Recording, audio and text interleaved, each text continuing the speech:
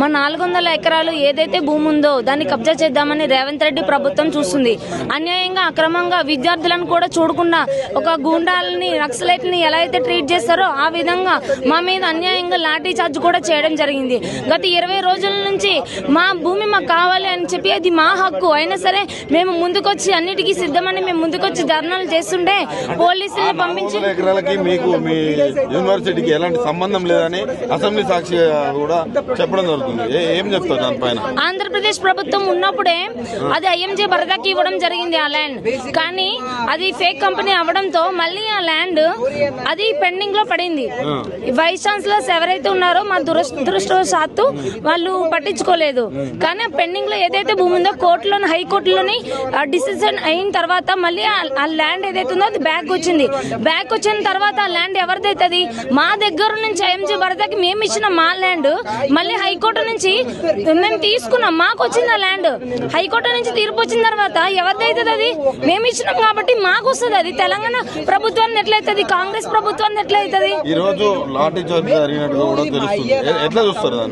ఈ రోజు కూడా మేము సైట్ ని చూద్దామని పోయినాం. అక్కడ కబ్జా అయితే ఎక్కడైతుందో మష్రూమ్ రాక్స్ దగ్గర ఏరియాకి పోతుంటే చాలా మంది పోలీసులతో పంపించి లాఠీ చార్జ్ చేపించడం జరిగింది. అమ్మాయిలను కూడా చూడకుండా చాలా క్రూరంగా అసభ్యకరంగా బిహేవ్ చేయడం జరిగింది.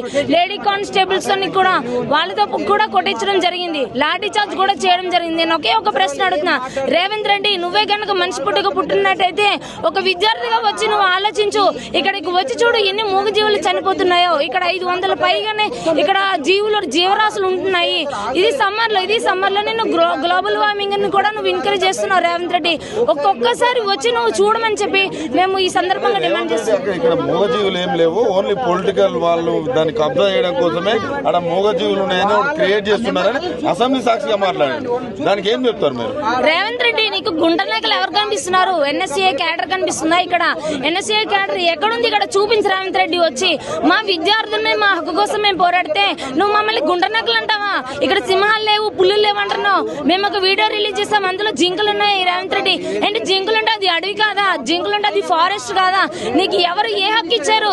నీకు ఎవరు ఏ హక్కు ఇచ్చారు? మా భూముల్ని నువ్వు లాక్కుంటున్నావు. నీకు ఏ హక్కు ఉందని మా భూములను నువ్వు లాక్కుంటున్నావు అని నేను ఈ సందర్భంగా డిమాండ్ చేస్తున్నా.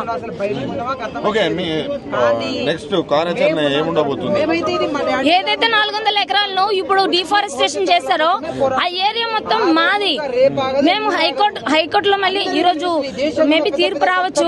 మేము తీర్పు వచ్చినంత వరకు కూడా మా ల్యాండ్ మాకు వచ్చినంత వరకు కూడా ఇదే ధర్నా మేము కంటిన్యూ చేస్తాం. టీచర్స్ యూనియన్ కూడా టీచర్స్ కమ్యూనిటీ మొత్తం కూడా ఈ రోజు మాతో పాటు సపోర్ట్ గా వచ్చి అటు ధర్నా చేయడం జరిగింది. టీచర్స్ ని మాత్రం అలో చేశారు, విద్యార్థులను ఎవరిని అలో చేయలేదు. టీచర్స్ అందరూ వెళ్లి సైట్ విజిటింగ్ కూడా చేశారు. వాళ్ళు వచ్చిన తర్వాత వాళ్ళ బాధను చెప్పుకుంటుంటే చాలా బాధ అనిపిస్తుంది. ఒక్కొక్క మూగజీవులని ప్రాణాలు కోల్పోయి ఇంత సమ్మర్ లో వాటర్ లో బిక్కుమంటూ అక్కడ చనిపోయి ఉన్న చాలా జీవరాశులు.